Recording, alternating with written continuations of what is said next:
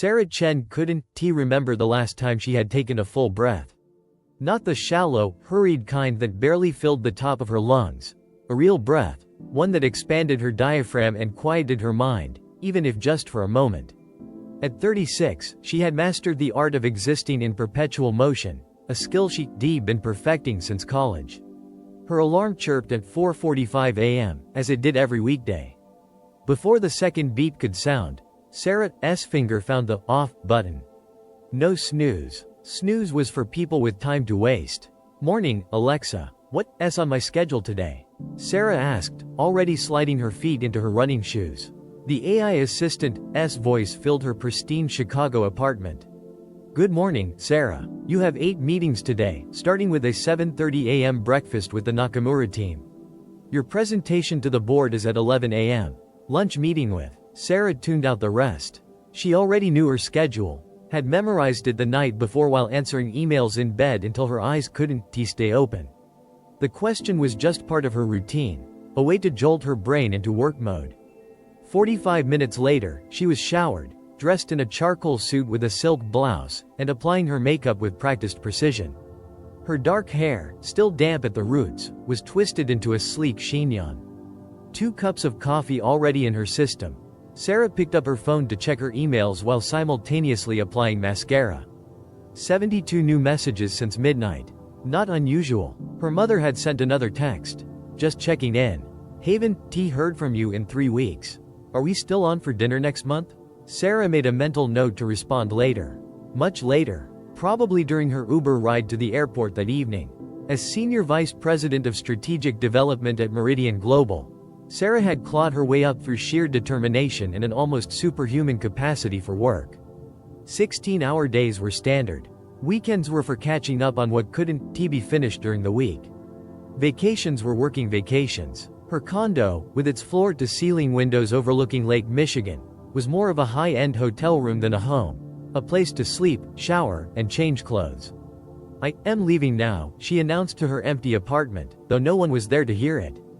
She hadn't had a serious relationship in 5 years, not since Alex had given her the ultimatum. Him or the job. The choice had been obvious. The building's elevator descended smoothly to the lobby. Sarah scrolled through her emails, sending rapid-fire responses. Good morning, Ms. Chen, the doorman greeted her. Morning, Eddie, she replied without looking up from her phone. The Blacktown car was waiting at the curb, as it was every morning. Good morning, Ms. Chen, her driver said, opening the door. Morning, Michael, she replied, sliding into the backseat. The peninsula, please. Yes, ma. Traffic's a bit heavy on Michigan Avenue. We might want to take LaSalle. Whatever gets me there by 7:15, Sarah said, already immersed in preparing for her breakfast meeting. The car pulled away from the curb, merging into the early morning Chicago traffic. Sarah barely noticed the city passing by outside the window. The sun rising over the lake, painting the glass towers in golden light, the early joggers along the waterfront, the street vendors setting up their carts. Chicago was just scenery, a backdrop to her relentless forward momentum. Her phone rang. Daniel, her assistant. I am sending you the updated figures for the Nakamura presentation, he said without preamble. They revised their projections downward by 6%. That affects our entire proposal, Sarah said, feeling a familiar surge of adrenaline.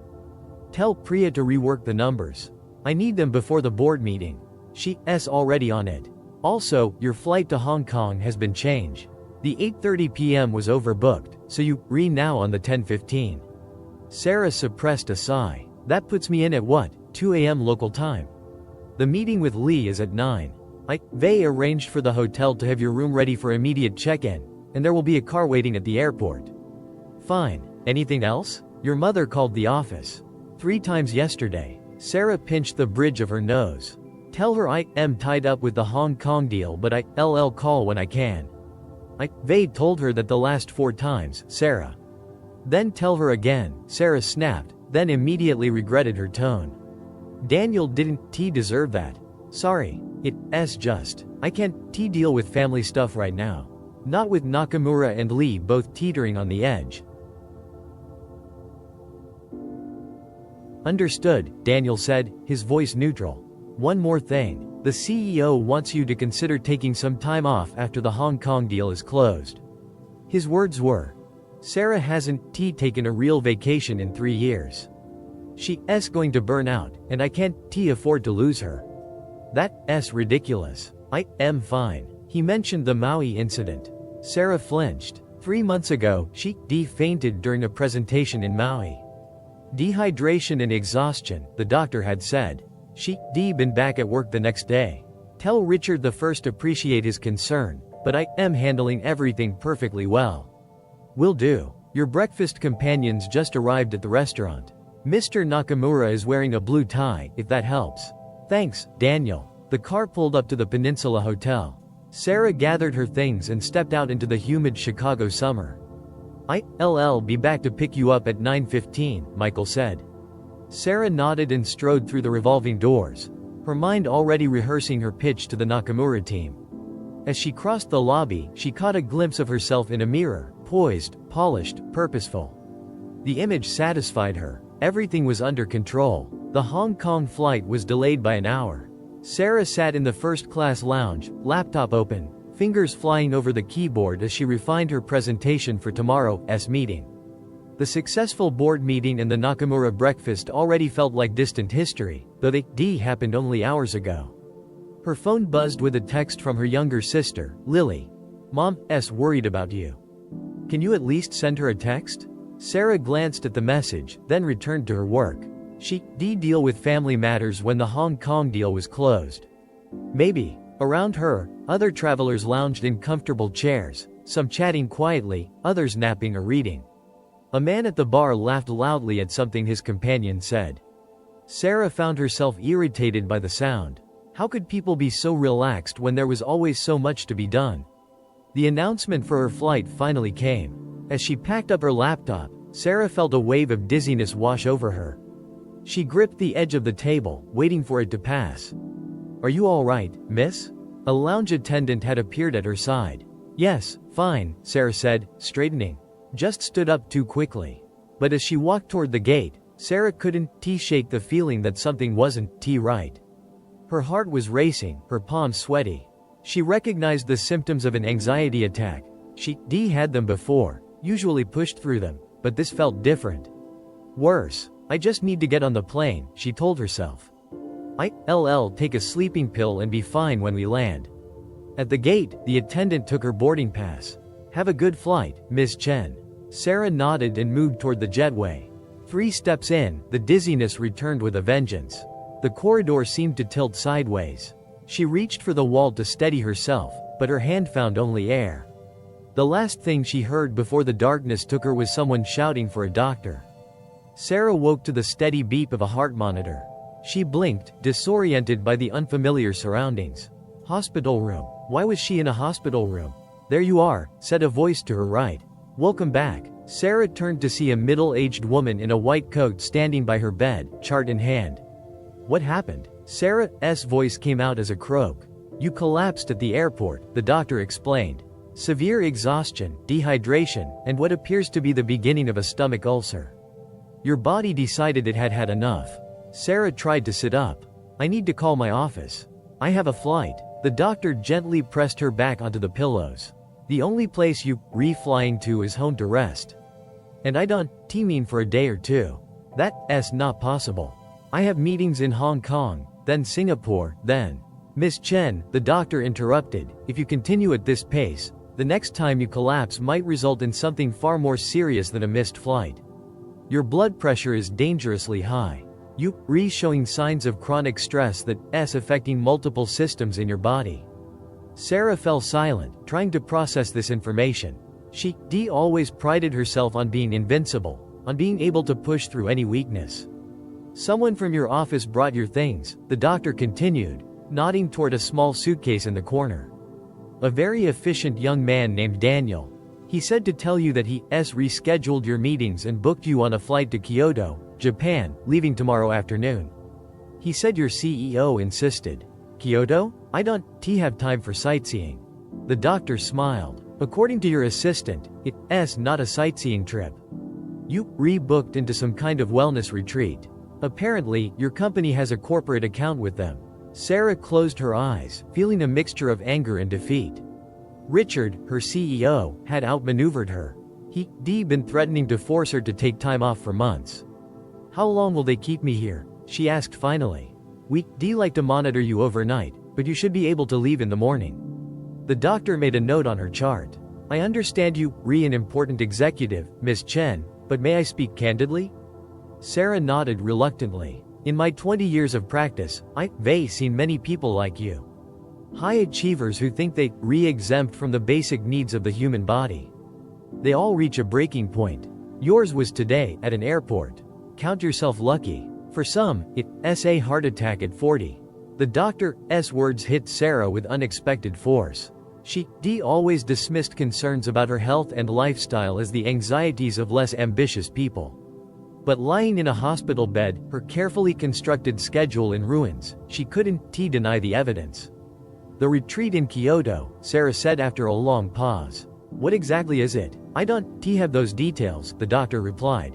"But your assistant said it's very exclusive, very private, and apparently very effective at helping executives like you find a more sustainable way to work." "How long?" "The program is 3 weeks." 3 weeks? Sarah exclaimed, then winced as her head throbbed. "That's impossible." "It's not only possible, Miss Chen, it's necessary." The doctor's tone was firm. "Consider it a prescription." After the doctor left, Sarah lay in the hospital bed, staring at the ceiling. For the first time in years, her mind wasn't racing through tasks and strategies.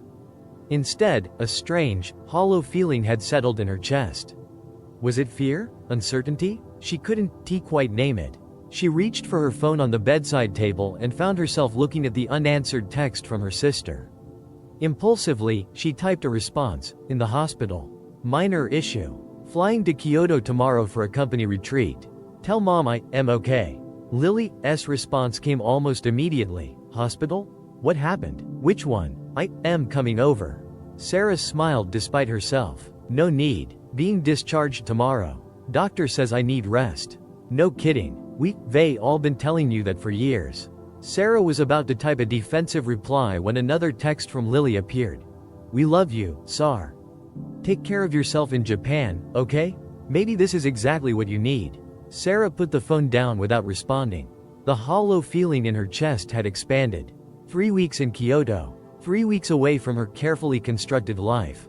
The thought should have filled her with anxiety, but instead, she felt something unexpected, a tiny flicker of relief. As she drifted back to sleep, Sarah had the strange thought that perhaps collapsing at the airport wasn't the worst thing that could have happened to her. Perhaps, in some way she couldn't yet understand, it was exactly what she needed. The bullet train from Osaka to Kyoto moved with silent efficiency, slicing through the Japanese countryside at nearly 200 miles per hour. Sarah gazed out the window, watching rice fields and small towns blur past. She spent most of the 13-hour flight from Chicago working on her laptop, ignoring the doctor's advice to rest, until a flight attendant had gently suggested she try to sleep. Now, as they approached Kyoto, Sarah felt a strange mixture of resentment and curiosity. She'd never been to Japan before, despite numerous business trips to Asia. There had always been more urgent destinations, more important deals to close. Her phone had been blessedly quiet since takeoff. Daniel had promised to handle everything, forwarding only true emergencies. So far, there had been none. Either the world was managing without her, or Daniel was doing an excellent job of shielding her. Both possibilities were slightly unsettling. The train pulled into Kyoto Station, a massive modern structure of steel and glass that seemed at odds with Sarah's vague notions of traditional Japan. She gathered her single suitcase, she traveled light, always, and made her way to the exit. According to Daniel's detailed instructions, someone would be waiting for her with a sign. Sarah scanned the crowd at the arrival area, expecting a uniformed driver from a luxury car service. Instead, she spotted a young Japanese woman in simple clothing holding a sign that read, "Miss Chen," in neatly printed letters. "Miss Chen?" the woman asked as Sarah approached. "I am Yuki. Welcome to Kyoto. I will be your guide to Tenshoji Temple." Temple? Sarah hadn't expected that. "I thought I was going to a wellness retreat." Yuki smiled. Tenshoji is many things. Retreat, yes, but also a working Zen temple. Very old, very peaceful. Our car is this way. As they walked through the station, Sarah checked her phone one last time before they left cellular coverage. A text from Daniel confirmed that everything was under control at the office. No emergencies, no crises. The world was continuing to spin without her constant attention. The car that waited outside was not the luxury sedan Sarah had expected but a modest, clean Toyota. As they drove away from the station and into the heart of Kyoto, Sarah's expectations continued to be upended. She imagined a glossy resort with spa treatments and business-friendly amenities. Yuki's mention of a temple suggested something very different. How far is this temple? Sarah asked, watching as modern buildings gave way to more traditional structures. About 40 minutes, Yuki replied. It is in the mountains, away from the city. And what exactly will I be doing there for 3 weeks? Yuki glanced at her in the rearview mirror. At Tenshoji, guests follow the temple schedule. Wake before dawn, meditation, work, study, more meditation. Very simple life. Sarah stared at her guide. Meditation? Work? What kind of work? Whatever needs doing. Gardens, kitchen, cleaning. Everyone contributes. This was not at all what Sarah had expected. There must be some mistake. I am here for rest and recovery, not manual labor. Yuki's expression remained serene. Master Hiroshi says the best rest comes when the mind is quiet and the hands are busy. Master Hiroshi? The head monk. He will be your teacher. Sarah fell silent, trying to make sense of what was happening. Had Richard deliberately sent her to some kind of Buddhist boot camp? The idea seemed absurd, yet here she was, being driven into the mountains to a temple where she would apparently be expected to wake before dawn and do chores. She was about to demand that Yuki turn the car around when they rounded a bend and the city of Kyoto spread out below them, a mesmerizing blend of ancient and modern. Pagoda roofs peeked out from between contemporary buildings. The late afternoon sun bathed everything in a golden light. Despite herself, Sarah felt something shift within her, a momentary loosening of the perpetual tension she carried. The car continued to climb, following a narrow road that wound through dense forests. The air grew cooler and fresher. Finally, they turned onto a gravel path that led to a large wooden gate set into a stone wall. We have arrived, Yuki announced, parking the car. Sarah stepped out, stretching her travel-stiff limbs. The air smelled of pine and something else, incense, perhaps. The only sounds were the rustling of leaves and the distant call of birds. No traffic noise, no phones ringing, no keyboards clicking. The silence was almost disorienting. Yuki led her through the gate and into a courtyard. The temple buildings were arranged around a central garden, simple structures with sweeping rooflines and wooden verandas. Everything spoke of age and careful maintenance.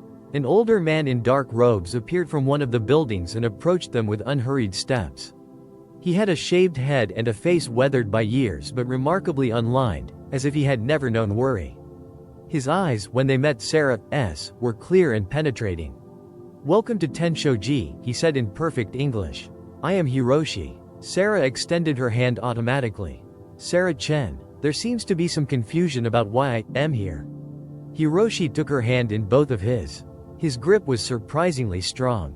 There is no confusion, Ms. Chen. You are here because you have been running for too long without asking where you are going.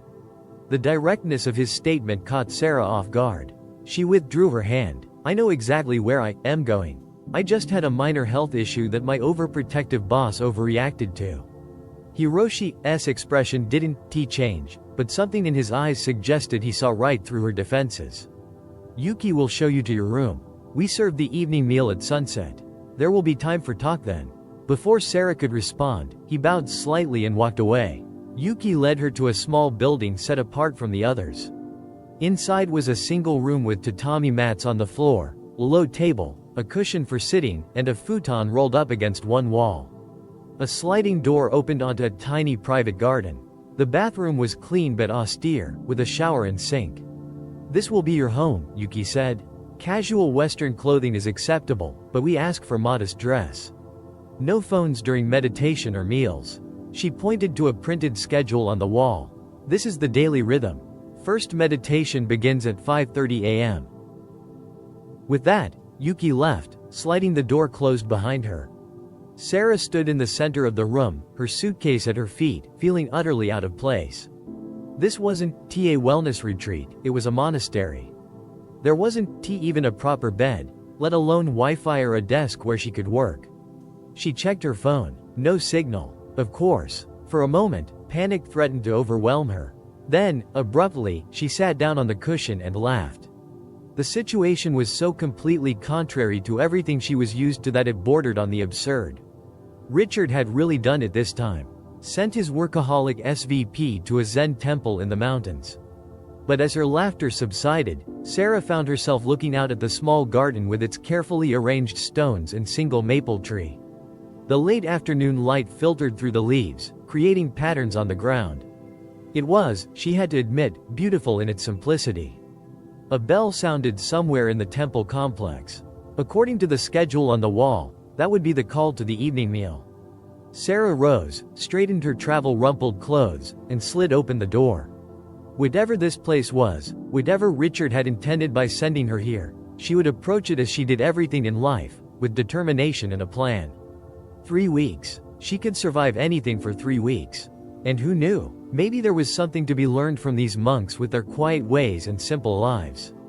At the very least, it would make for an interesting story when she returned to Chicago, rested and ready to reclaim her place in the world she understood, the world of deals and deadlines, of achievement and advancement. The world where Sarah Chen knew exactly who she was and what she wanted. Or so she thought. The first morning at Tenshoji Temple arrived with brutal efficiency. A wooden clapper sounded outside Sarah's room at 5 a.m., 30 minutes before the scheduled meditation. She had barely slept, the unfamiliar futon hard against her back, her mind racing through work problems and resentment about her forced retreat. She dressed quickly in yoga pants and a loose-fitting top, the closest things to modest clothing she had packed. Outside, the pre-dawn air was cool and misty. Other figures moved silently through the courtyard toward the meditation hall, some in robes, others in simple clothing like hers. Sarah followed them into a spacious room with polished wooden floors. Cushions were arranged in neat rows facing a small altar with a single burning candle. Unsure of the protocol, she chose a cushion near the back and sat down, mimicking the cross-legged posture of those around her. Master Hiroshi entered and took his place at the front of the room. Without preamble or instruction, everyone closed their eyes. Sarah did the same, expecting some guidance or perhaps a chanted mantra to focus on. None came, just silence. After what felt like an eternity but was probably only 5 minutes, her legs began to ache. 10 minutes in, her back was screaming. By 15 minutes, she was fighting the urge to stand up and walk out. How could these people sit so still, so seemingly comfortable? Her mind, deprived of its usual constant input, ping-ponged wildly between work concerns, personal anxieties, and growing physical discomfort. She opened one eye slightly to check her watch. Only 20 minutes had passed. 10 more to go, according to the schedule on her wall. When the bell finally rang to end the session, Sarah's legs had gone numb. She struggled to stand, wobbling embarrassingly as blood rushed back into her lower limbs.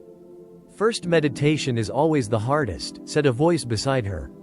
A Western woman about her own age, with silver-streaked dark hair tied back in a simple ponytail, gave her a sympathetic smile. "I am Elena. Second week here." "Sarah," she replied, grateful for the friendly face. "First day, obviously. The trick is to focus on your breath," Elena offered. "Count each inhale and exhale, 1 through 10, then start over. When your mind wanders, and it will, just come back to the counting." "Thanks for the tip," Sarah said, though secretly she doubted she'd be staying long enough to perfect her meditation technique. As soon as she could get a signal on her phone, she planned to call Daniel and arrange an early departure. Breakfast was served in the temple dining hall, a simple meal of rice porridge, pickled vegetables, and green tea. Everyone ate in silence. Sarah, usually one to check emails or review documents during meals, found the quiet disconcerting. After breakfast, Yuki appeared at her side. "Master Hiroshi would like to speak with you," she said. "Please follow me." Hiroshi was waiting in a small garden, seated on a stone bench beside a tiny stream that trickled between artfully arranged rocks. He motioned for Sarah to join him. "Did you sleep well?" he asked when she sat down. "Not really," Sarah admitted. "That's normal. The body and mind need time to adjust to new rhythms. He studied her face. You planning to leave? It wasn't a question. Sarah felt a flush of embarrassment at being so transparent. This isn't what I expected, she said carefully. I appreciate the invitation, but I have responsibilities that can't wait 3 weeks. What is so urgent in your life, Sarah Chen? The directness of the question caught her off guard. I am in the middle of several major business deals. People are counting on me. And if you were to die tomorrow, would these deals still be completed? That's a morbid question. It's a practical one. Hiroshi's gaze was steady. Everything that truly needs doing will be done, with or without your constant attention. Sarah felt a surge of defensiveness. With respect, Master Hiroshi, you don't understand my world. Perhaps not, but I understand human beings. And all human beings need balance to thrive. He paused, then added more gently, you collapsed in an airport, Ms. Chen. Your body has already told you what your mind refuses to accept. Sarah looked away, watching the stream make its unhurried way through the garden. 3 weeks is too long, she said finally. 1 week, then, Hiroshi countered. Give yourself 1 week of full presence here. If you still wish to leave after that, Yuki will drive you to the station. It was a reasonable compromise. And truthfully, getting out of here sooner than 3 weeks but later than tomorrow would give her time to recover her strength before diving back into work. All right, she agreed. 1 week. Hiroshi nodded, satisfied. Now, let's find you something meaningful to do. Idle hands are not good for restless minds. By the 3rd day, Sarah had established a tentative rhythm. Morning meditation, still excruciating but marginally more tolerable, breakfast, then 3 hours of work in the temple's extensive vegetable gardens. After a simple lunch came an hour of free time, which Sarah spent trying in vain to get a phone signal on the temple grounds, followed by study time in the temple library. Evening meditation, dinner, and then early to bed as the temple grew quiet. The physical labor in the garden was the most surprising element. Sarah hadn't done manual work since high school summer jobs, yet she found an unexpected satisfaction in the simple tasks of weeding, watering, and harvesting. Under the guidance of an elderly monk named Brother Takashi, who spoke little English but communicated effectively through gesture and example, she learned to distinguish vegetables from weeds, to check the soil for dampness, to handle the tender young plants with appropriate care. On this particular morning, she was harvesting snap peas, dropping them into a wicker basket. The repetitive motion was almost meditative, allowing her mind to wander freely. You're getting better at that, said Elena, who was working a few rows over. First day, you looked like you were afraid the plants would bite. Sarah laughed. I was more afraid of Brother Takashi's disapproval. I've never seen someone communicate so much disappointment with just a raised eyebrow. He was a school headmaster before becoming a monk, Elena said. 30 years of dealing with unruly boys. How do you know that? I asked him. Elena plucked another pea pod and examined it critically before adding it to her basket. Most of the monks here have fascinating life stories, if you take the time to learn them. Sarah realized she hadn't thought to ask about the lives of the people around her. At work, she was always careful to remember personal details about clients and colleagues. It was good business practice, but here, she had assumed the monks were simply monks. As if they had sprung into existence fully formed in robes. Why are you here? Sarah asked Elena, curious now about her fellow guest. Grief, Elena answered simply. My husband died last year. Cancer. We'd been together 23 years. She continued harvesting as she spoke, her hands never pausing in their work. After he was gone, I couldn't find a way to be in the world. A friend suggested this place. I am sorry, Sarah said, feeling the inadequacy of the words. Elena nodded acknowledgement. Why are you here, Sarah? Really? Sarah hesitated, then decided on honesty. Exhaustion. I fainted at an airport. My boss sent me here to recover. Collapse. That makes sense. Elena looked at her thoughtfully. You have that driven quality. Like you, rerunning a race no one else knows about. The observation hit uncomfortably close to home. I am ambitious, Sarah said defensively. There's nothing wrong with that. Nothing at all, Elena agreed. The question is why? What are you running toward? Or perhaps away from? Before Sarah could formulate a response, Brother Takashi appeared and gestured for them to bring their baskets. The morning's harvest was complete. Later that day, during the study period, Sarah found herself in the temple library, a serene space with floor-to-ceiling shelves of books in multiple languages. She had selected a volume on Zen philosophy, more out of a desire to understand her surroundings than genuine interest. "An interesting choice," said Master Hiroshi, appearing suddenly beside her. He had a disconcerting habit of moving silently. "Though perhaps not what you need most right now." "What do I need, then?" Sarah asked, a hint of challenge in her voice. Hiroshi considered her for a moment, then turned to scan the shelves. He selected a slim volume and handed it to her.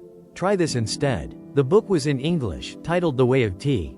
"I am not much of a tea drinker," Sarah said. "It's not about drinking tea," Hiroshi replied with a small smile. "It's about how we approach the ordinary moments of life." He gestured toward a cushioned window seat overlooking the garden. "Read there. The light is good." Sarah settled into the window seat, opening the book with skepticism. She expected dry philosophy but instead found a collection of personal essays by a Japanese tea master, reflecting on how the ritual of preparing and serving tea had transformed his understanding of time, attention, and human connection. One passage in particular caught her attention. "When I am rushing, I can prepare tea in 5 minutes. When I am present, the same process might take 20 minutes or more. Yet strangely, it is only when I am present that I feel I have time to spare. In rushing, I am always aware of the next task waiting, the next demand on my attention. In presence, there is only this bowl, this water, this moment, and in this simplicity, I find an abundance of time I never knew existed." Sarah read the passage twice, struck by its paradoxical wisdom. Her entire life was built around efficiency, around fitting as much as possible into each day. The idea that slowing down might somehow create more time seemed nonsensical. And yet, she gazed out the window at the garden where she had worked that morning. Brother Takashi was there now, moving with unhurried purpose among the plants. He must be in his 70s, Sarah realized, yet he worked every day, sunrise to sunset. But there was a fundamental difference between his work and hers. He was fully present in each task. She was always racing to the next one. That evening, Sarah lingered after dinner, helping to clear away dishes. Usually, she retreated to her room as quickly as possible, but tonight something kept her in the common spaces of the temple. Perhaps it was the conversation with Elena, or the book Hiroshi had given her.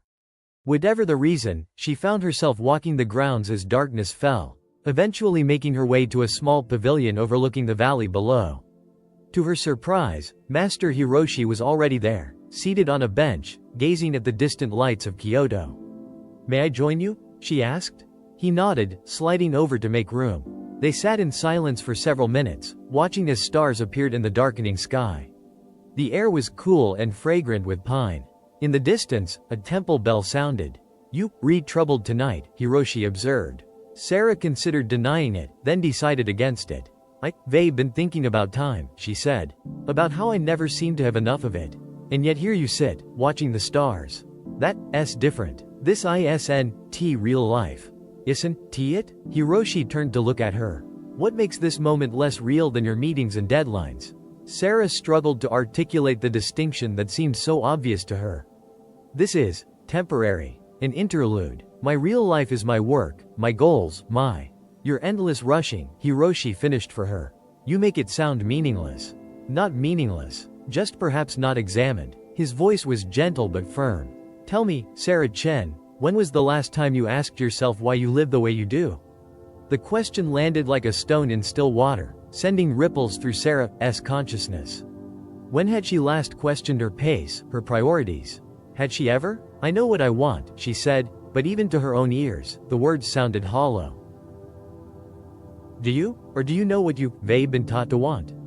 Hiroshi looked back at the stars.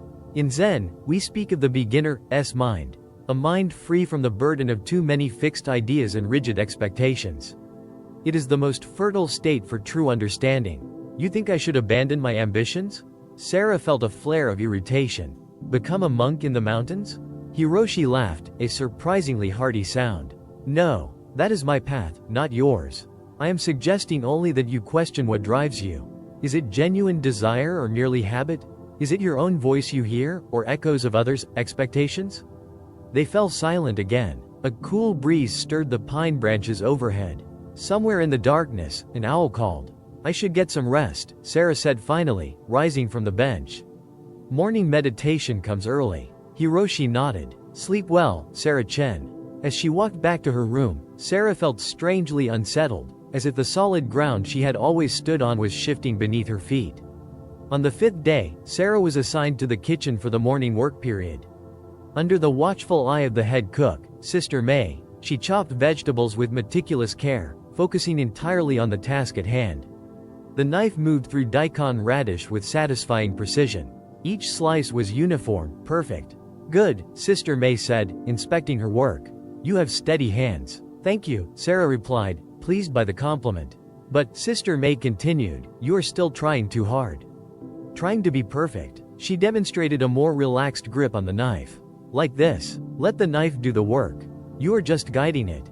Sarah adjusted her grip, surprised to find that the work actually became easier when she loosened her tight control. It was a small thing, yet somehow it felt significant. Later, during the afternoon study period, Sarah found Master Hiroshi in the garden, pruning a pine tree with careful attention. She approached, book in hand. "I finished the tea book," she said. It was thought-provoking. Hiroshi nodded without looking up from his work. "And what thoughts did it provoke?" Sarah hesitated, organizing her response. In the corporate world, she never spoke without knowing exactly what she wanted to say and how she wanted to say it. Here, she was learning to be more spontaneous, more genuine.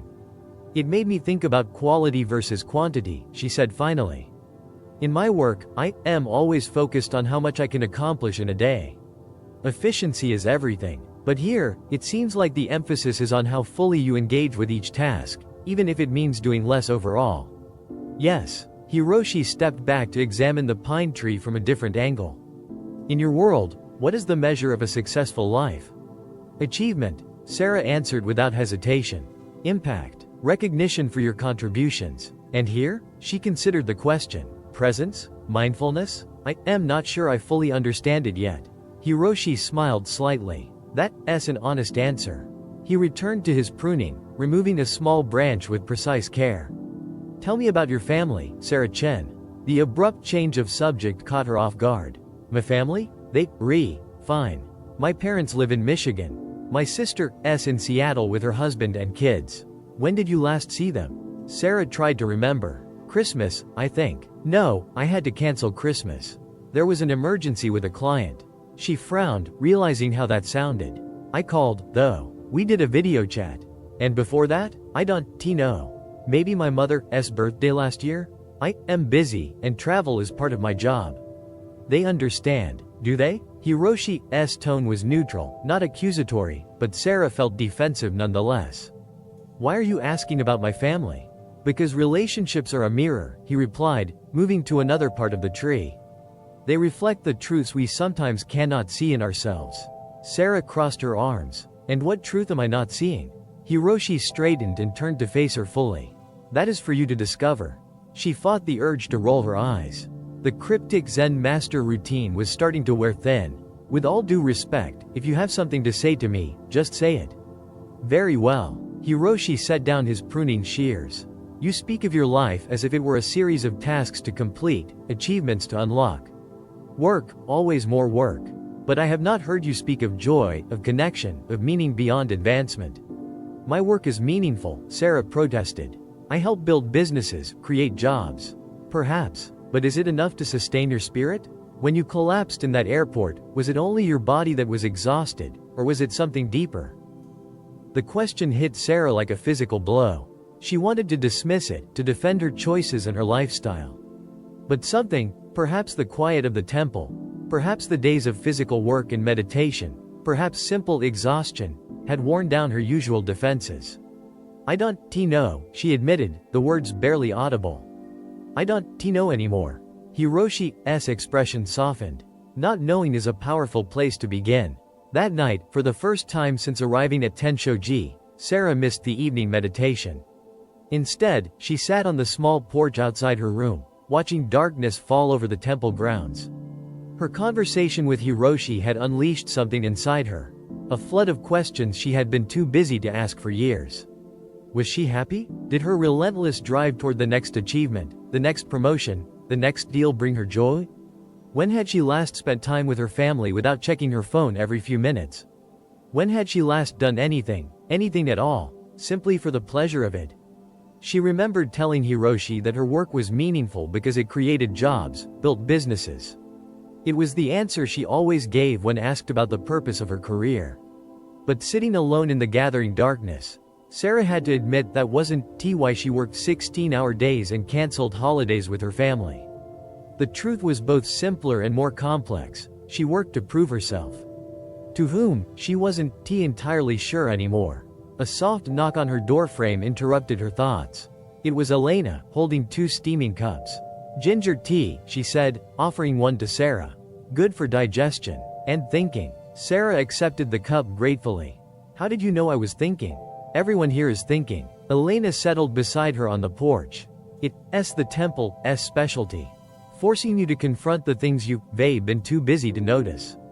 They sipped their tea in companionable silence for a while. Crickets chirped in the garden. From somewhere deeper in the temple came the faint sound of chanting. "I should be leaving tomorrow," Sarah said eventually. "My week is up. And will you?" Sarah stared into her tea. "I don't know. Part of me feels like I should get back to my real life. But another part wants to see where this leads," Elena finished for her. "Yes." Sarah looked at her new friend. "Is that crazy? To consider staying longer when I have so much waiting for me back home? I think it would be crazy not to." Elena's voice was soft but certain. "Whatever sent you to that airport floor isn't going to be fixed in a week, Sarah. And it will still be there waiting if you leave now." Sarah knew she was right. The realization both frightened and relieved her. "How long have you been here now?" she asked. 5 weeks. I was supposed to stay for 2. "And has it helped? With the grief, I mean?" Elena considered the question. "I don't think grief is something you fix. It's more like learning to carry it differently. But yes, this place has helped. The routine, the physical work, the silence. It creates space for healing." She paused, then added, "And you? Has it helped with whatever you carrying?" "I am not sure what I am carrying," Sarah admitted. "That's the problem. Then perhaps that's your answer. Stay until you know." After Elena left, Sarah sat alone for a long time, watching the stars appear one by one in the night sky. The decision to stay longer would not be simple. She would need to call Daniel, explain to Richard, rearrange her schedule yet again. The old Sarah would have found these complications intolerable, would have stuck rigidly to the original plan out of sheer stubbornness if nothing else. But something had shifted during her week at Tenshoji. The constant internal pressure, the perpetual sense of urgency that had driven her for so long, had begun to ease. In its place was something new, a growing awareness of a deeper current beneath the surface of her life, a current she had been too busy to notice or explore. As she finally rose to go inside, Sarah knew her decision was already made. She would stay. For how long, she couldn't say. But for the first time in her adult life, the unknown future didn't fill her with anxiety. Instead, she felt a cautious curiosity, a willingness to see where this unexpected path might lead.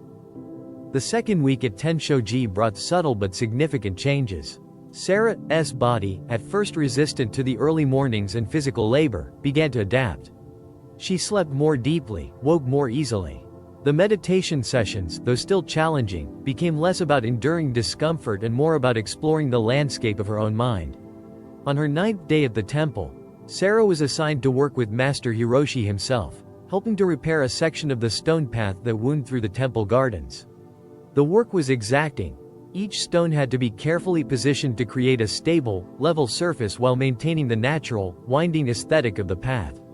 They worked mostly in silence, but it was a comfortable silence, punctuated occasionally by brief instructions or observations. By mid-morning, Sarah found herself fully absorbed in the task, the familiar buzz of anxiety and impatience notably absent from her mind. "You are enjoying the work," Hiroshi noted during a short break. "I am," Sarah admitted, surprised by the realization. "It's satisfying. Seeing the path take shape. This is the joy of creation," Hiroshi said. "To make something useful and beautiful with your own hands." He looked at her thoughtfully. "In your world, do you create or merely arrange?" The question caught Sarah off guard.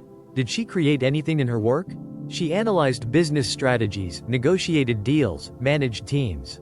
But creation? The closest she came was perhaps the occasional innovative financial structure for a complex acquisition. I solve problems, she said finally. A valuable skill, Hiroshi acknowledged. But perhaps not a complete nourishment for the human spirit. They returned to their work, but Hiroshi's question lingered in Sarah's mind. That evening, she sought out Elena, who had become something of a guide to temple life. Do you think it's possible to completely change your life? Sarah asked as they sat together after dinner, watching the sunset from the temple's western veranda. Elena considered the question. I think we're always changing our lives, whether we realize it or not. Every choice, every day, shapes what comes next. She glanced at Sarah. But you mean something more dramatic? I am starting to wonder if I've been on the wrong path. Wrong for whom? For me. Sarah traced patterns in the weathered wood of the veranda with her fingertip. I've been chasing success so single-mindedly that I never stopped to ask if it was the kind of success I actually wanted. Elena nodded. That's a powerful realization. But also a terrifying one, Sarah added. I am 36. I've spent 15 years building my career. If that's not what I want, what does that mean for all that time? All that effort? It means you learned something important, Elena said simply. About work, about ambition, about yourself. No learning is ever wasted, Sarah. Later that night, unable to sleep, Sarah slipped out of her room and wandered the moonlit temple grounds. She found herself in the meditation hall, empty and silent in the late hour. Without really planning to, she sat on one of the cushions and closed her eyes. In the quiet darkness, with no one watching, no clock ticking, no goal to achieve, Sarah simply breathed. In and out, present in her body, in the moment, in a way she had rarely been before coming to Tenshoji.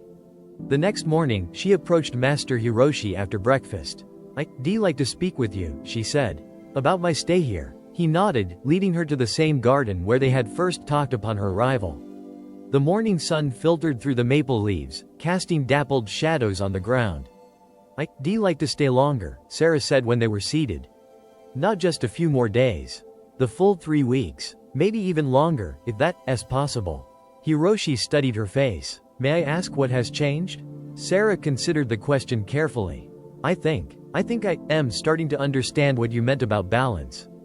About being present. And I want to explore that further. And your important deals? Your responsibilities? They'll still be there, Sarah said, echoing Hiroshi's own words from their first conversation. And I am not saying I want to abandon my career or become a monk. But I need to find a better way to live. Hiroshi nodded, a small smile playing at the corners of his mouth. The temple welcomes you for as long as your journey requires. That afternoon, Sarah borrowed the temple's satellite phone to call Daniel. The connection was poor, but she managed to explain her situation and her decision to extend her stay. Is everything okay? Daniel asked, concern evident even through the static of the bad connection. Yes, Sarah said, surprised to find that she meant it. Everything is, clarifying. I am learning things here, Daniel. Important things. Richard will be pleased, Daniel said. He's been worried about you. We all have. The simple statement touched Sarah unexpectedly. Tell everyone I am fine. Better than fine. And I'll be back when I am ready. After the call, Sarah felt a strange lightness, as if a burden she hadn't fully acknowledged had been lifted from her shoulders. For the first time in years, perhaps for the first time in her adult life, she had made a decision based not on advancement or achievement, but on what she truly needed. It was a small step, perhaps, but it felt like the beginning of something important. The days at Tenshoji began to blend together, one flowing into the next with a rhythm that Sarah found increasingly natural and comfortable. Morning meditation, work, study, evening meditation. Simple meals eaten mindfully. Early nights and early mornings. The absence of phones, emails, and deadlines created space for something new to emerge. A growing awareness of herself beyond the roles and responsibilities that had defined her for so long. In the vegetable garden, Sarah learned patience from brother Takashi, who showed her how to tend young plants with a gentle touch and an unhurried pace. In the kitchen, Sister May taught her that cooking was not merely about feeding the body but nourishing the spirit. In the library, she discovered writings on mindfulness and presence that resonated with her evolving understanding. And from Master Hiroshi, she learned the art of attention, how to give herself fully to each moment, each task, each person. Their conversations, once frustrating in their philosophical abstraction, became a highlight of Sarah's days. Hiroshi had a gift for asking exactly the right question at exactly the right time, questions that lingered in her mind long after their talks ended. "What is success?" he asked her one afternoon as they walked the temple grounds. "I used to know the answer to that," Sarah replied. "Higher position, more responsibility, bigger deals, better compensation. And now? Now I am not sure. Something about authenticity, maybe? Being true to yourself and your values?" Hiroshi nodded. "And what are your values, Sarah Chen?" The question stopped her in her tracks. What were her values? She had never explicitly articulated them, even to herself. She had goals, strategies, metrics for success, but values? "I value excellence," she said finally. "Integrity, hard work. Those are virtues of effort," Hiroshi observed. "What about the virtues of being? Compassion? Joy? Presence?" Sarah considered this. "I haven't thought much about those, to be honest." Perhaps that is the next step on your path. By the end of the second week, Sarah's body had changed noticeably. The constant physical work had strengthened her muscles, while the simple diet had shed the extra pounds that years of business dinners and stress eating had added to her frame. Her complexion had cleared, her eyes were brighter, and she slept deeply through the night. But the more significant changes were internal. The constant anxiety that had been her companion for so long had receded. The compulsive need to check her phone, to be constantly productive, to always be thinking 3 steps ahead, these habits loosened their grip on her consciousness. In their place grew a capacity for sustained attention, for genuine presence, for appreciating the simple pleasures of daily life. One morning, working in the garden, Sarah found herself laughing out loud at the sight of a fat bumblebee struggling to take off from a flower, comically overloaded with pollen. It was a small moment of pure joy, unconnected to achievement or advancement. When was the last time she had experienced such a moment? She couldn't remember.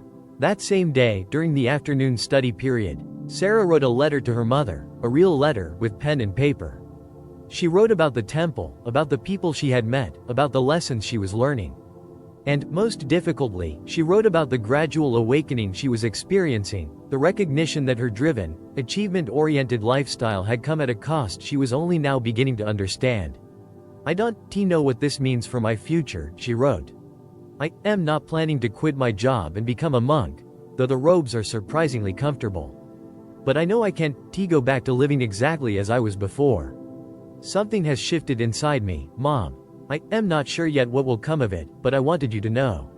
She sealed the letter, knowing it would be at least another week before she could mail it. The act of writing it had been cathartic, a way of making concrete the nebulous changes taking place within her. That evening, Sarah sought out Master Hiroshi during the free period after dinner. She found him in his small office, carefully transcribing a text in elegant Japanese calligraphy. "May I ask you something?" she said after he invited her in. "Of course." He set down his brush. "Before you became a monk, what was your life like?" Hiroshi smiled, clearly not expecting this question. "I was a businessman, like you. In Tokyo. Import-export. Very busy, very successful." He gestured for her to sit on the cushion opposite his desk. "I worked 18 hours a day, 7 days a week. My wife left me. My health suffered. But still I pursued success, believing it would bring fulfillment." Sarah listened, fascinated by this glimpse into Hiroshi's past. "What change? My father died," he said simply. "A good man who lived a simple life. At his funeral, hundreds of people came. People he had helped, had shown kindness to. People whose lives were better because he had been in them." Hiroshi's gaze grew distant with memory. "I looked at my own life and asked, who would come to my funeral? What would they say about me? That I had made good deals? That I had impressive business cards? So you became a monk?" "Not immediately," Hiroshi said with a small laugh. "First, I resisted. I tried to add meaning to my life without changing my life, philanthropy, brief volunteer work, donations to good causes. But it was superficial. A coat of paint on a crumbling wall. What finally made you take the leap? I came to a place like this. Just for a weekend retreat. An obligation to a friend. I was annoyed to be away from my work, my phone. His eyes met Sarah's, and she saw her own experience reflected in them. But in the silence, I heard something I had been ignoring for too long, my own heart, crying out for a different way of being. They sat in silence for a moment, the only sound the gentle ticking of an old clock on Hiroshi's shelf. I am not suggesting you should become a monk, Sarah, he said finally. That is not everyone's path. But I do believe each of us must find our own way to serve, to connect, to be fully present in our brief time on this earth. And how do I find that? Sarah asked, the question heartfelt. My way? By paying attention, Hiroshi said. To what brings you joy? To what makes you feel most alive, most yourself? The answer is already within you. Your task is simply to listen closely enough to hear it. That night, as Sarah prepared for sleep, she found herself thinking about joy. When in her adult life had she felt most joyful? The promotions, the successful deals, the recognition from peers. These had brought satisfaction, pride, perhaps even moments of elation. But joy? She remembered a weekend 3 years ago when her sister's family had visited Chicago. She had reluctantly taken Saturday off to show them around the city. Her niece and nephew, then 7 and 5, had been wide-eyed with excitement at everything. The massive silver bean in Millennium Park. The dizzying view from the skydeck. The pizza that was as deep as the ocean, according to her nephew. Sarah had found herself caught up in their wonder, seeing her familiar city through new eyes. When was the last time she had looked at anything with such curiosity, such open appreciation? She couldn't remember. As she drifted toward sleep, Sarah made a simple resolution. Tomorrow, she would look for joy. Not accomplishment, not improvement, just pure, simple joy.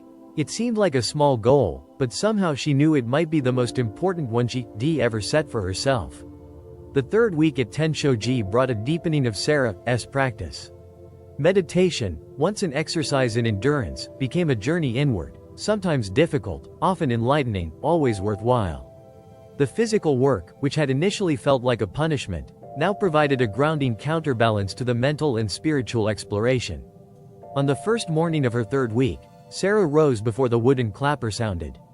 She dressed quietly and stepped outside into the pre-dawn darkness. The air was cool and misty, the temple grounds silent except for the occasional call of a night bird. She made her way to a small hill behind the meditation hall, a spot she had discovered during one of her afternoon walks. It offered a perfect view of the eastern sky. There, she sat on a flat rock and waited. The horizon gradually lightened, black giving way to deep blue, then lavender, then a riot of pink and gold as the sun breached the distant mountains. Sarah watched the entire process with full attention, not thinking about what would come next or what had come before. Just witnessing the dawn. It was, she realized, the first sunrise she had consciously observed in years, perhaps since childhood, when such experiences still held wonder. Beautiful, isn't it? Said a voice behind her. Sarah turned to see Master Hiroshi standing a few paces away, hands clasped behind his back. It's extraordinary, she replied. I can't believe I missed so many of these. Hiroshi smiled and came to stand beside her. The sun rises every day, whether we notice or not. But something special happens when we bring our full awareness to it. They watched in companionable silence as the golden light spread across the valley below, awakening colors, casting long shadows. I have a confession, Sarah said after a while. I've been here almost 3 weeks, and I still don't understand Zen. The koans, the paradoxes, the talk of emptiness and form, much of it still seems impenetrable to me. Hiroshi chuckled. Zen is not meant to be understood intellectually. It is meant to be experienced. He gestured at the sunrise. This is Zen. Your complete presence in this moment is Zen. The intellectual framework is merely a finger pointing at the moon, useful for direction, but not the thing itself. Then I've been overthinking it. Most Westerners do, Hiroshi said with amusement. You want to master Zen, to achieve enlightenment, to add it to your list of accomplishments. But Zen is not about adding. It is about subtracting, removing the filters and preconceptions that prevent you from seeing what is already here. The insight resonated with Sarah. How much of her life had been about adding, more achievements, more responsibilities, more possessions, rather than clearing away to reveal what mattered most. As they walked back to the temple for morning meditation, Sarah asked, Do you think it's possible to apply these principles in a corporate environment? Or does living mindfully require withdrawal from that world? This is an important question, Hiroshi said thoughtfully. Many believe that spiritual practice and business are incompatible. But I disagree. The principles of mindfulness, presence, and compassion are needed nowhere more than in your world of commerce and competition. But the pace, the pressure, it seems designed to prevent presence. Which makes your awareness all the more valuable. Hiroshi stopped walking and turned to face her. Consider this. What would your company be like if decisions were made not from reactivity and fear, but from centered calm and clarity? What if relationships with colleagues were based on genuine presence rather than strategic advantage? What if success were measured not just in profit but in meaning and positive impact? The questions painted a vision of professional life so different from Sarah's experience that it was hard to imagine. And yet, something in it called to her. I don't know if I can create that kind of environment, she said honestly. Perhaps not immediately or completely, Hiroshi acknowledged. But each person who brings greater awareness to their workplace changes it, even in small ways. And small changes, over time, can transform entire systems. The morning bell sounded, calling them to meditation. As they walked the final distance to the meditation hall, Hiroshi added, the true test of any spiritual practice is not how we behave in the temple, but how we live in the world. The days continued their gentle rhythm. Sarah's body grew stronger, her mind clearer. The restlessness that had driven her for so long gradually transformed into something steadier. A quiet determination to live differently, to bring the lessons of Tenshoji back into her life in Chicago. One afternoon, during a rare rainstorm that kept everyone indoors, Sarah found Elena in the library, reading beside a window that streamed with water. I've been thinking about leaving, Sarah said, settling into a chair opposite her friend. Elena looked up from her book. Back to Chicago? Yes. My 3 weeks are almost up, and I feel, not finished, exactly, but ready for the next step. Which is, applying what I've learned here to my real life. Sarah gazed out at the rain-washed garden.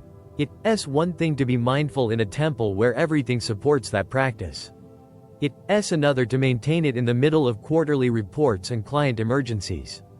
Elena nodded understanding. The true practice begins when you leave the temple. Exactly. Sarah hesitated, then asked, what about you? How much longer will you stay? I am leaving next week, Elena said. Going to Spain. My husband and I always talked about walking the Camino de Santiago together. Now I'll walk it for both of us. That sounds beautiful. It feels right, Elena agreed. Grief doesn't end. I know that now, but it changes form. Becomes something you carry with intention rather than something that crushes you. She reached across and squeezed Sarah's hand. Different journeys, same process. Learning to carry what's ours with grace. That evening, Sarah sought out Master Hiroshi to discuss her departure. She found him in the garden, contemplating a perfect lotus blossom that had opened that day in the small pond. I'd like to leave at the end of this week, she said after joining him beside the pond. It's time for me to return to my life. Hiroshi nodded, unsurprised. You seem ready. I feel ready. Not for things to be the same as before. That's impossible now. But to begin integrating what I've learned here. And what have you learned, Sarah Chen? Sarah considered the question carefully. That presence is more valuable than efficiency. That doing less, but with full attention, often accomplishes more than constant activity. That connection, to others, to nature, to myself, is what gives life meaning, not achievement or acquisition. She paused, then added, and that I have choices about how I live that I didn't recognize before. These are significant insights, Hiroshi said. How will you maintain them when you return to your fast-paced world? I've been thinking about that, Sarah replied. I need practical structures, daily practices that will remind me of what matters. Meditation each morning, even if just for 10 minutes. Time outdoors every day. Technology boundaries. No phone during meals or in the bedroom. Regular retreats, maybe quarterly, to reconnect with this feeling. A good beginning, Hiroshi agreed. And what of your work itself? Will you return to the same position, the same responsibilities? Yes, but with new boundaries. No more 16-hour days as a regular practice. No more canceled vacations or family events for non-emergencies. Sarah took a deep breath, then added, and I am considering a lateral move within the company. Something involving our sustainability initiatives. It would mean stepping away from the fast track, at least temporarily, but the work would align better with what I am coming to understand about myself. Hiroshi's smile was warm with approval. You have used your time here well, Sarah-chen. You came seeking rest but found direction. They watched as a gentle breeze rippled the surface of the pond, sending concentric circles outward from around the lotus. I am afraid, Sarah admitted. Afraid that when I am back in that environment, surrounded by people who still measure success the way I used to, I'll lose this clarity. That I'll be pulled back into old patterns. That fear is wise, Hiroshi said. It acknowledges the real challenge ahead. But remember this. Awareness, once awakened, cannot be fully extinguished. It may be temporarily forgotten in moments of stress or distraction, but it will remind you of its presence again and again. On her final morning at Tenshoji, Sarah rose early again to watch the sunrise from her special spot on the hill. As golden light spread across the valley, she felt a complex mixture of emotions: gratitude for what she had learned, sadness at leaving this sanctuary, apprehension about the challenges ahead, and beneath it all, a quiet confidence in her new direction. After breakfast, her small bag was packed and waiting by the door of her room. The temple community gathered in the main courtyard to bid her farewell. Elena hugged her tightly, promising to stay in touch. Brother Takashi presented her with a small pouch of seeds from the garden. Sister May gave her a handwritten recipe for the temple's nourishing morning porridge. Finally, Master Hiroshi stepped forward. In his hands was a simple wooden box. A parting gift, he said, offering it to Sarah. She opened it carefully. Inside was a beautifully crafted tea bowl, rustic yet elegant, with a subtle glaze that shifted between earth tones. For your daily practice, Hiroshi explained. Each morning, prepare tea in this bowl. Do it with full attention, the heating of the water, the measuring of the leaves, the pouring, the drinking. Let this simple ritual be an anchor for presence in your day. Sarah was touched by the thoughtfulness of the gift. Thank you, Master Hiroshi. For this, and for everything you've taught me. You have already thanked me in the way that matters most, by receiving the teachings with an open heart. He bowed slightly. May your path be clear, Sarah-chen. As Yuki drove her down the mountain toward Kyoto Station, Sarah looked back at the temple growing smaller in the distance. 3 weeks ago, she had arrived here resentful and resistant, viewing the temple as an inconvenient detour from her real life. Now, she understood that what had happened here was not an interruption of her journey but an essential part of it, perhaps the most important part so far. The re-entry was jarring. Kyoto Station buzzed with travelers rushing in all directions. Announcements blared over loudspeakers in Japanese and English. Screens flashed advertisements and departure times. After the quiet orderliness of Tenshoji, the sensory assault was overwhelming. Sarah found a quiet corner in a cafe to gather herself before boarding the train to Osaka, where she would catch her flight to Chicago. She ordered green tea and sat watching the crowds, practicing the mindful observation she had learned at the temple. Her phone, charged but unused for 3 weeks, waited in her bag. She knew she should check her messages before the long flight home, but she was reluctant to break the bubble of presence she had cultivated. Finally, with a deep breath, she powered it on. The device immediately began to buzz and ping with notifications. Dozens of emails, text messages, missed calls. Sarah felt a familiar tightening in her chest, the pull of obligations, expectations, problems to solve. For a moment, she was tempted to dive in, to spend the next several hours catching up, planning, strategizing. Instead, she set the phone face down on the table and took a sip of her tea, focusing on its warmth and subtle flavor. The notifications could wait a little longer. Right now, this moment, the tea, the observation of her surroundings, the transition from one chapter to another, deserved her full attention. After finishing her tea, Sarah picked up her phone with new intention. Rather than starting with work emails, she texted her mother, "Coming home tomorrow. 3 weeks at the temple changed me in ways I am still understanding. Would love to visit soon. Miss you." Then her sister, "Back to civilization. Can't wait to tell you about this experience. Give the kids a hug from me." Only then did she turn to her work messages, scanning them quickly to identify true emergencies. There were none, and urgent matters requiring her attention before she landed in Chicago, very few. The rest could wait until she was back in the office. The flight from Osaka to Chicago was long but peaceful. Sarah used the time to write in the journal she had begun keeping at Tenshoji, reflecting on her experience and outlining her intentions for re-entry into her regular life. She slept without the aid of sleeping pills for the first time on a long-haul flight. And when meals were served, she ate mindfully, tasting the food rather than working through it absently as she had always done before. 20 hours after leaving the temple, Sarah's key turned in the lock of her Chicago condo. The space, once simply a place to sleep and change clothes between work commitments, now felt strangely alien, too sterile, too impersonal. The floor-to-ceiling windows offered a spectacular view of the city, but there were no plants, no personal photographs, nothing that spoke of a life beyond work. That will change, Sarah thought as she set down her bag. This space needed to become a true home, not just an expensive hotel room.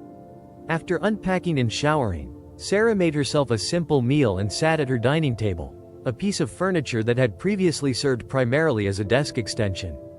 As she ate, she looked out at the Chicago skyline, the lights of the buildings twinkling in the early evening darkness. It was beautiful in its way, this city of ambition and energy. Not the tranquil beauty of Tenshoji's gardens, but beauty nonetheless. Sarah realized she didn't need to reject her urban life to incorporate what she had learned. The mindfulness practices of the temple could exist here too, in this glass and steel environment, if she created space for them. Sleep came easily that night, despite the time zone change.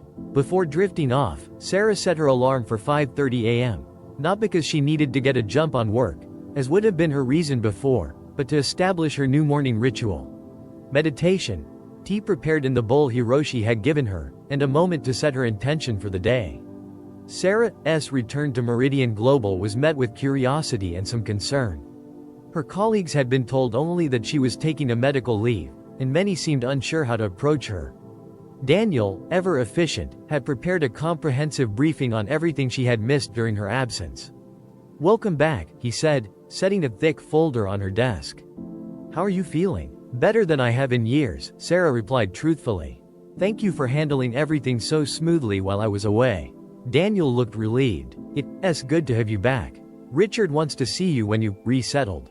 Richard Chen, no relation, the CEO of Meridian Global, had been Sarah's mentor since she joined the company fresh out of business school. He had championed her through promotions, given her increasing responsibility, and, most recently, insisted on her taking time off when her health collapsed. Their relationship had always been primarily professional, but grounded in mutual respect. When Sarah entered his corner office later that morning, Richard rose from behind his desk with a warm smile. "There she is. Look at you. Japan agreed with you." "It really did," Sarah said, accepting his gesture to sit in one of the comfortable chairs by the window rather than in front of his desk. "Thank you for insisting I go." "You were right. That might be the first time you ever said those words to me," Richard remarked with amusement. "Must have been some retreat." "It was.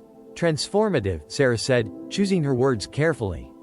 "Not at all what I expected, but exactly what I needed." "I am glad to hear it." Richard settled into the chair opposite hers.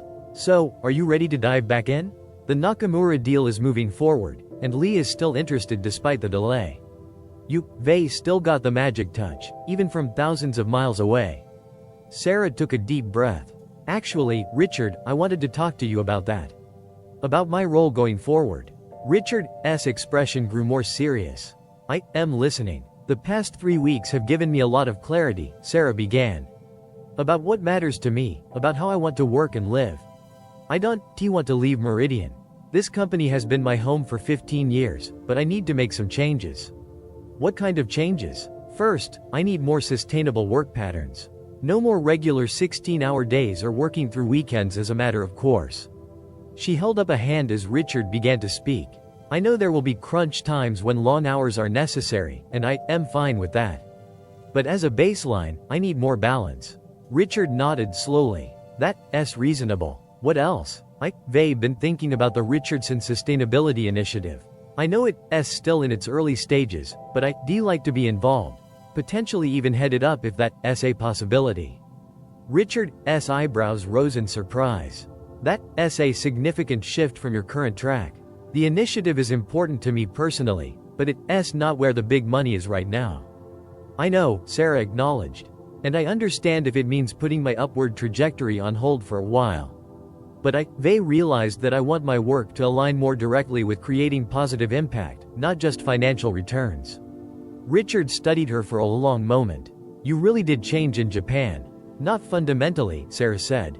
They always cared about more than just the bottom line. They've been so focused on proving myself, on achieving success as I thought it should look, that I lost connection with other values that mattered to me. Richard's expression softened. You know, when I sent you to that temple, I just wanted you to rest. To avoid the heart attack I saw coming if you kept going at that pace. I didn't expect you to come back with a new professional direction. Does that mean you opposed to the idea? Not at all. Richard leaned forward, elbows on his knees. Actually, I think you could be exactly what the sustainability initiative needs. It's been struggling to gain traction because it's been siloed in the PR department. With your strategic background and relationships across industries, you could turn it into something genuinely impactful. Relief and excitement flooded through Sarah. That's what I was hoping you'd say. But, Richard added, raising a cautionary finger, I need to know this isn't just a post-retreat high that will fade when reality sets in. This would be a significant investment of company resources based largely on my trust in you. It's not a phase, Sarah said firmly. It's a realignment based on hard-won clarity. I can provide you with a detailed vision statement and implementation plan by the end of the week, if that would help. Richard smiled. There's the Sarah Chen I know. Always prepared. He stood up, indicating the meeting was concluding. Get me that plan. If it's as solid as I expect it will be, we can announce your new role next month. As Sarah left Richard's office, she felt a lightness she hadn't experienced in a professional context in years. The path ahead would have its challenges, organizational resistance, resource constraints, her own ingrained habits pushing her toward old patterns. But for the first time in her career, she felt she was moving toward alignment rather than just advancement. The weeks that followed Sarah's return were a time of conscious transition. At work, she collaborated with the existing sustainability team to develop a bold but practical vision for expanding Meridian's initiatives. At home, she began the process of transforming her sterile condo into a space that nourished her spirit, adding plants, art that spoke to her, comfortable places to sit and read or meditate. Most importantly, she established daily practices to maintain the awareness she had cultivated at Tenshoji. Each morning began with meditation and the ritual preparation of tea in Hiroshi's bowl. Each evening ended with reflection in her journal. She set deliberate boundaries around technology use and work hours, created space for regular exercise and time in nature, and reconnected with friends she had neglected during her years of constant work. There were challenges, of course. Old habits resurfaced under stress. Colleagues didn't always understand or respect her new boundaries. The cultural pull toward constant productivity and availability was strong. But each time Sarah felt herself slipping back into old patterns, she returned to her practices, to the clarity she had found at the temple. 2 months after her return, Sarah flew to Michigan to visit her parents, the first non-work-related trip she had taken in years. Sitting in her childhood home, watching her father tend his vegetable garden while her mother prepared lunch, she felt a sense of connection that had been missing for too long. You seem different, her mother observed as they set the table together. More present, Sarah smiled. That's exactly what I've been working on. Well, it suits you. Her mother touched her cheek affectionately. I've missed this, Sarah. Later that evening, Sarah called Elena, who was halfway through her walk on the Camino de Santiago. They had kept in touch since leaving the temple, checking in with each other's progress in integrating the lessons of Tenshoji into their very different lives. Some days are harder than others, Elena admitted, her voice slightly distorted by the international connection. There are moments when grief still overwhelms me, but mostly, I am finding joy in the journey. In the people I meet, the landscapes I walk through, even in the blisters on my feet.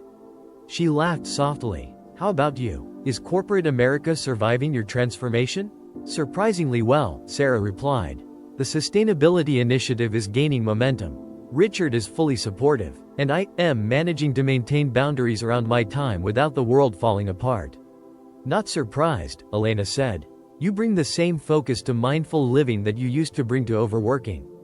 It was always your nature to commit fully. The observation struck Sarah as profoundly true. The drive and determination that had fueled her ascent in the corporate world hadn't disappeared. They had simply been redirected toward a more balanced, intentional way of living and working. 6 months after her return from Tenshoji, Sarah received an email from Master Hiroshi, a rare occurrence, as he seldom used technology. It was brief but meaningful. Sarah Chen, a visiting American monk, brought news of your work integrating sustainable practices into businesses. The ripples of your transformation are spreading outward. This is the true purpose of practice, not just personal peace but positive action in the world. The temple gardens flourish this autumn. Your cushion awaits whenever you wish to return. With respect, Hiroshi. Sarah read the message twice, deeply touched. She had sent Hiroshi a letter shortly after her return, sharing her intentions and thanking him for his guidance, but hadn't expected a response. That evening, as she prepared for a dinner meeting with potential partners for Meridian's expanded sustainability initiative, Sarah paused at her window, looking out at the Chicago skyline now bathed in sunset colors. She thought about how far she had come in 6 months, not in terms of external achievements, though those were significant, but in her internal landscape. The relentless rushing that had characterized her life for so long had given way to something steadier, more sustainable. She still worked hard, still pursued excellence, still faced stress and challenges. But now there was space around these experiences, space for joy, for connection, for meaning beyond achievement. Mindfulness wasn't a destination she had reached but a practice she returned to again and again, especially when old habits threatened to reassert themselves. Some days were better than others. The difference was that now, when she found herself slipping into autopilot or letting work consume all other aspects of life, she recognized it sooner and could make conscious choices to rebalance. Sarah picked up the tea bowl Hiroshi had given her, which now held a place of honor on her living room shelf. Its simple beauty, the care with which it had been crafted, the daily ritual it inspired, all reminded her of what she had learned at Tenshoji. Life wasn't meant to be an endless rush toward the next achievement. It was meant to be fully experienced, moment by moment. Success wasn't just about advancement and acquisition but about alignment with one's deepest values. And sometimes the most important changes began with the simplest actions: watching a sunrise, tending a garden, preparing a cup of tea with full attention. Sarah set the bowl down and gathered her things for the dinner meeting. As she moved toward the door, she caught sight of herself in the mirror, poised, purposeful, present. The image satisfied her, but in a different way than it once had. What she valued now wasn't the appearance of success but the reality of a life well lived. Outside, the city pulsed with its usual energy. But as Sarah stepped into the flow of people on Michigan Avenue, she carried with her a quiet center that had been missing before. A center that allowed her to move with the rhythm of urban life without being swept away by it. She had learned, at last, the art of being fully present in a world that never stopped moving. And in that presence, she had found what had eluded her during all those years of endless rushing. The peace that comes from knowing you are exactly where you need to be, doing exactly what you are meant to do. Not rushing toward the next moment, but fully alive in this one. 3 years later, the path up the mountain to Tenshoji Temple was as steep as Sarah remembered, though her body, now accustomed to regular hiking, handled it with greater ease than during her first visit. The late spring air was fresh and cool, scented with pine and the first blossoms of the season. Sarah paused at a bend in the path, looking out over the valley below. Kyoto sprawled in the distance, a blend of ancient and modern that had once seemed so foreign but now felt like a second home. This was her 4th visit to the temple since her transformative stay 3 years ago, a pilgrimage she now made annually to reconnect with the source of her ongoing practice. Much had changed in those 3 years. Under Sarah's leadership, Meridian's sustainability initiative had grown from a peripheral project to a core business strategy, attracting partners and clients committed to responsible business practices. She had been promoted to Executive Vice President of Sustainable Development, a position created specifically to leverage her unique combination of business acumen and environmental commitment. Her personal life had blossomed as well. Regular visits with family, renewed friendships, and even a promising relationship with David, an architect she had met through a meditation group in Chicago. Most importantly, she had maintained the balance she had fought so hard to establish, working with focus and excellence during defined hours, then fully disengaging to enjoy other aspects of life. As she resumed her climb, Sarah reflected on how her understanding of success had evolved. It was no longer about climbing higher and faster than everyone else. It was about positive impact, meaningful relationships, and alignment between her outer work and her inner values. It was about being fully present for each step of the journey, whether that step led up the corporate ladder or up a mountain path in Japan. The temple gate appeared around the final bend, as welcoming as ever. Sarah paused, taking a deep breath before entering. Each return to Tenshoji felt like both a homecoming and a new beginning, a chance to deepen her practice, to reconnect with teachers and friends, to remember the lessons that had changed the course of her life. Inside the courtyard, familiar faces greeted her. Monks who remembered her from previous visits, new guests curious about the American executive who moved with such ease in this spiritual environment. Elena was there too, having timed her annual retreat to coincide with Sarah's. And standing beside the central garden, serene as always, was Master Hiroshi. Now in his 70s, he seemed unchanged by the passing years, his posture still straight, his eyes still clear and penetrating. "Welcome back, Sarah Chen," he said with a small bow as she approached. Sarah returned the bow, deeper and more fluid than her awkward attempts during her first stay. "Thank you, Master. It's good to be here.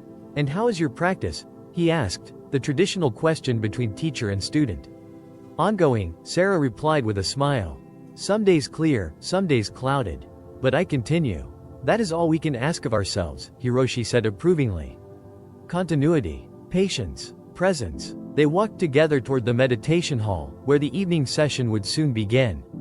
The familiar wooden building with its clean lines and simple beauty represented for Sarah not just a place of practice but a turning point in her life. The place where she had begun to awaken from the trance of constant doing to the reality of mindful being. "I have something for you," Sarah said, reaching into her bag.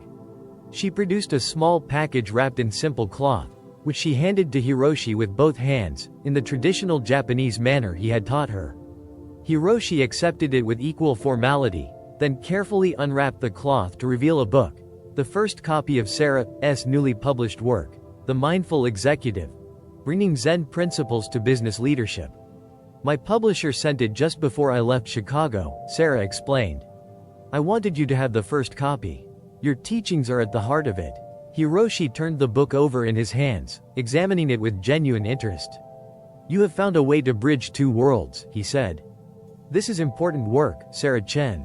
It's a small contribution," she said modestly.